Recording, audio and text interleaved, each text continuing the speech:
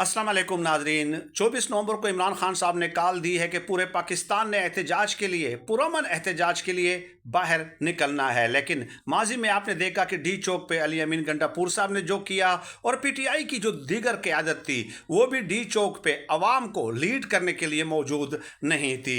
चुनांचे इस बार भी ऐसे ही तहफ़्फ़ुज़ात का इजहार किया जा रहा है। नून लीग ने इन्हें रोकने का प्लान बना रखा है, strategy plan A plan B बनाया है। लेकिन दूसरी तरफ अब इमरान खान साहब की बहनें जो है वो मैदान में आ गई हैं और उन्होंने नून लीग का प्लान जो है वो उड़ा कर रख दिया है। वो कैसे? अलीमा खान साहिबा, नौरीन, उज़्मा खान साहिबा, ये तीनों हैं।